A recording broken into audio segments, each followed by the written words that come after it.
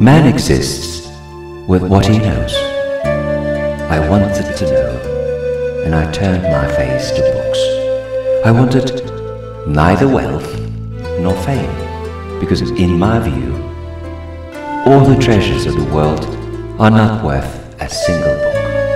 I believed in science, and I believe in God.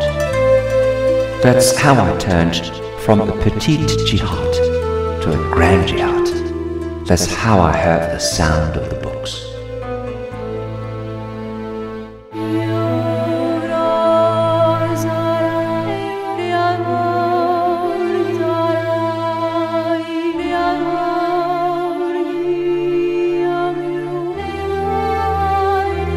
They called him Haji Kalfa in the West.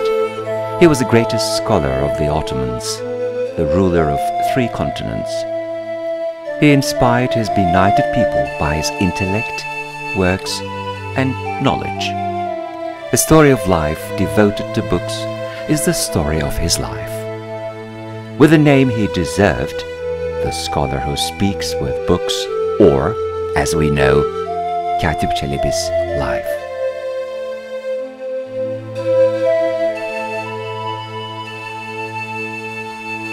It was the age of Galileo, the famous scholar, the great physician Vivian and Torricelli in Italy, mathematician Fermat in France, and also Pascal, the scholar in Switzerland, when he was born in Istanbul in Fatih in 1609, with the name Mustafa. Even so, his contemporaries put his name for their century. In 1624, when he was only 15, the first time he met with war and its painful face when he joined the Terjan and Baghdad expeditions with the Ottoman army as a clerk. During this expedition, with the greatest army of his age he joined, he visited the second-hand booksellers of each area with an endless enthusiasm. He would have found his spirit in these books he collected. At the end of 10 years and many expeditions now, by his saying, the time turning from a petite jihad to a grand jihad has come, so he committed himself to science, that he found the truth and inner peace after years. Therefore, he attended all the lessons given by the famous scholars of the period at the madrasas, from history to medicine, to geography and astronomy. Now, there is only science for him and the delight he got from it. Just in this period, he spent 300,000 akçes of his money that remained from his father and descended from a rich relative's death to books. He found friendship, love, and happiness in the eternal world that books opened for him. Such that some days he had his nose in books from sunset to sunrise. He realized that morning came after the sun rised significantly. Exactly 10 years passed in that way. 10 years together with books. He read and read and read. Book is how favorable and nice friend. Man is never bored from talking with it. It is the most generous of the generouses, so never act stingily from awesome pearls existing in itself. Gives them to both the haves and have-nots.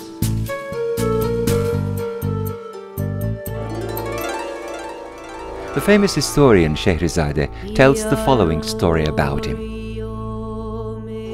One day, Katip Çelebi was a guest of Şeyhülislam Yahya''s mansion.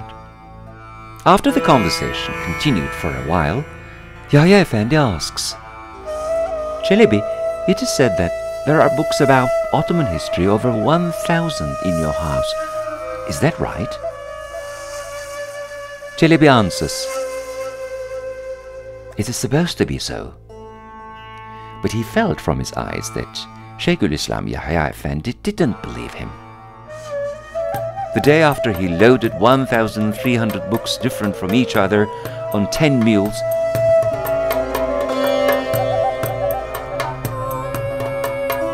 and brought them to Yahya Efendi's mansion.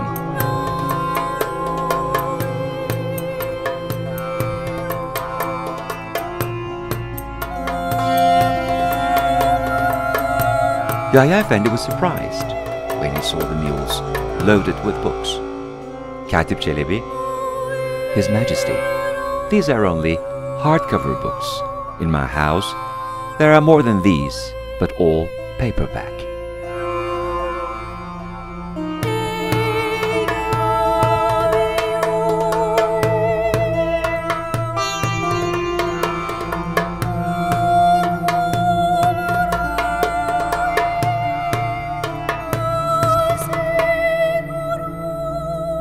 Although the period he lived in was very difficult times, that the collapsing term for some institutions and its organs in Ottoman state and subversive Celali rebels, the empire, and also raising the Islamic fanaticism started by Kadizade Deliler, also outside, in addition to negative reflection of the Creed War on economy of empire with the discovery of America, golds and silvers carried to Europe, drawing to crisis the finance of the Ottoman state, Katip Çelebi made a great contribution for destroying the Islamic fanaticism permanently by trying to inform the public and raising awareness, and committed himself to learn science, think and create in all areas, from geography to medicine, history to philosophy, astronomy to physics.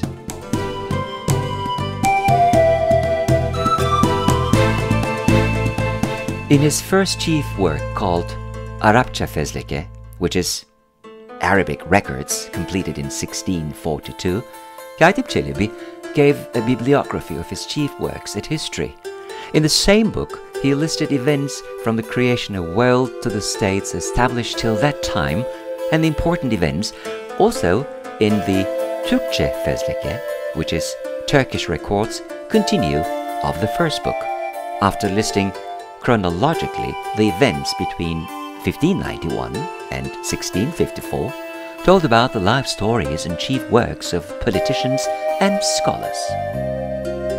In those days, in the West, his contemporary Galileo was on trial at Inquisition because of the realities he discovered by observations.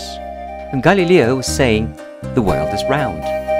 Also, he took the world from the center of the universe, like Copernic discovered a century ago, and put the sun instead and claimed that our world is only a round-shaped thing, rotating around the sun as well, and he explained all of them with exactly right scientific theories.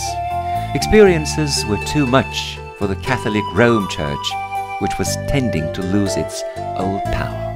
To catch immediately and push this atheist scholar who was conflicting with all the doctrines they claim till today, even laughing at them to turn back to the so-called right way, have become the biggest target of the Roman Church. Despite everything, after he apologized on his knees, while standing up, he whispered to his back, "World is turning anyhow."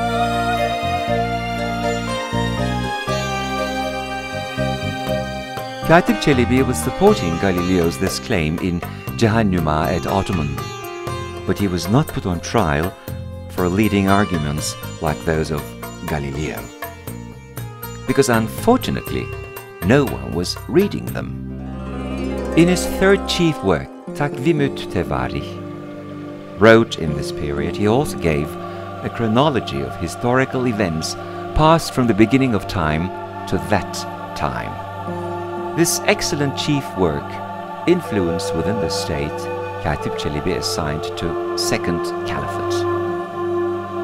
My purpose in all my endeavor is the highest level and greatest happiness for persons is to know God, especially know where we came from and where we will go. In my opinion, science is an instrument to recognize God the Almighty. Location and position were nothing for him.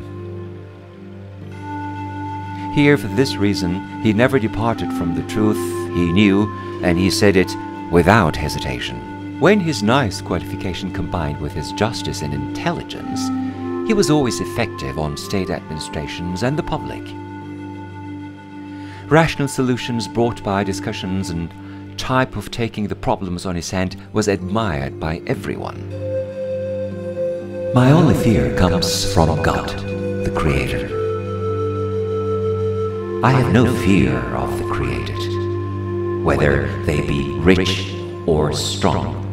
Everyone is equal in my view, as in God's sight. He didn't hesitate to advise in Mizanul Haq even a sultan like Murad IV sitting on the supreme position of state authority. In my opinion, the befitting advice to Sultan, His Majesty, is that they may try to know about details of treasury, army, and public works, that belonging to his knowledge by contenting himself with religion and science subjects as much as knowing Islamic articles by performing religious duties and obligations. They may get lessons from status of states by reading history, like their elder ancestors, and learning of public customs and traditions. They may drive the old law of great empire with softness or hardness, whatever is the need of each age. Other politicians and notables of royalty may help their benefactors in that way and help to want their wellness as much as they can. In this period, finance of Ottoman realized that especially state finance has to be regulated for saving from the financial bottleneck, and the commission was assembled. Katip Çelebi was also invited to this commission because of the importance of his position. So he presented Düstur-u Amel, which he wrote for the purpose of informing the requirements to be done to regulate the failures, to Divan. In my opinion, that the great Ottoman Empire is an unproductive period. Authorized people have to realize the signals of it and take measures. The sentences he wrote in his report are in a way principles that even today's politicians must take into account. Despite this, he knew very well that what he said in his book was going to fall on deaf ears. However, I know that my report won't be taken into account and won't be implemented. But my main fear is that God will say to me on the judgment day, "You were a scholar of your country. Why didn't you see these failures and give the solutions? Why didn't you do your own?"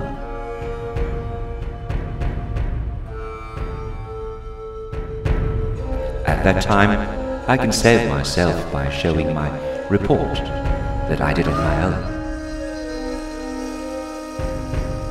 In one chief work of his, Çelebi explains Europeans' religions, kings, administration styles, and the issues they are progressing to next generations.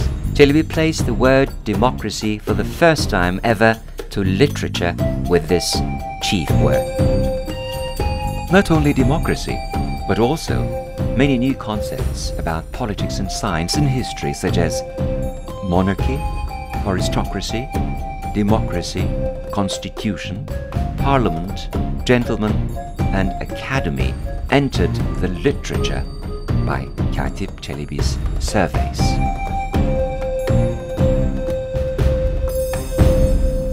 KATİP ÇELEBİ completed his best and brightest chief work, that he opened a new page in geography, Cihan Nüma, based on Islamic geography, and also the Batlamyus theory, fundamental of Christian geography and Western literature, after long studies in his term. Although his first Cihan Nüma had so many maps including Ottoman Europe, Anatolia, Spain and North Africa, before he arranged the book, the Mercator's Atlas he obtained prompted him to write the second Cihan Nüma. He benefited from Mercator's Atlas Minor and Cluverius and Lorenz, the Western geographers' creations on West, and on East from Old Arabic, Iranian and Ottoman creations. Cihan Nüma, after an introduction chapter, oriented to prove that the world is round-shaped, then introduced the Asian countries starting from Japan.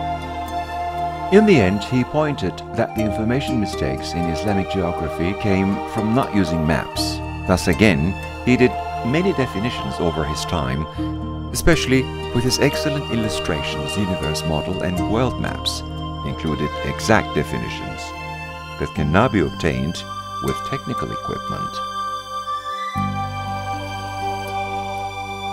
The work was one of the first printed creations in Ottoman times, when it was printed by Ibrahim Müteferrika in 1732. It was translated into many Western languages, guiding scores of Western voyages for centuries.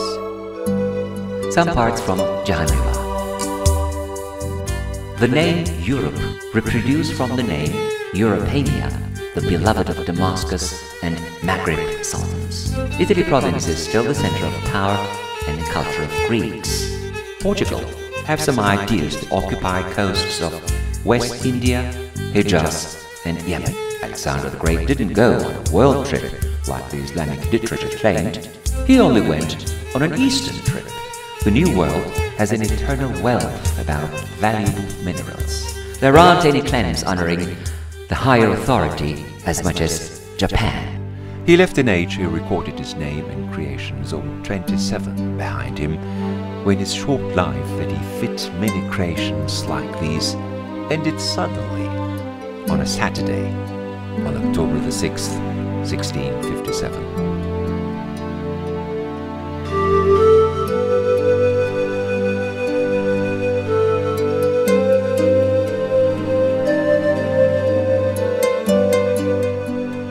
While we were celebrating him with appreciation, after all, now scholars are establishing the fundamentals of populations as he predicted. Even religion and science are not fighting against that, they are completing each other.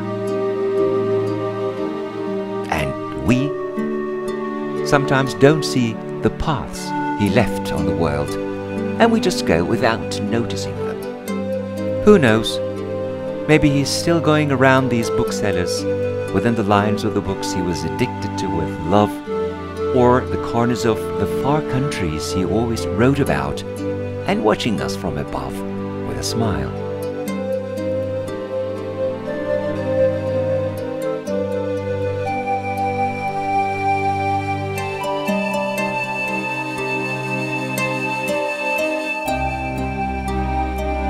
And as KATİP ÇELEBİ said centuries ago, the biggest enemy of a person is in reality the thing that they know nothing about.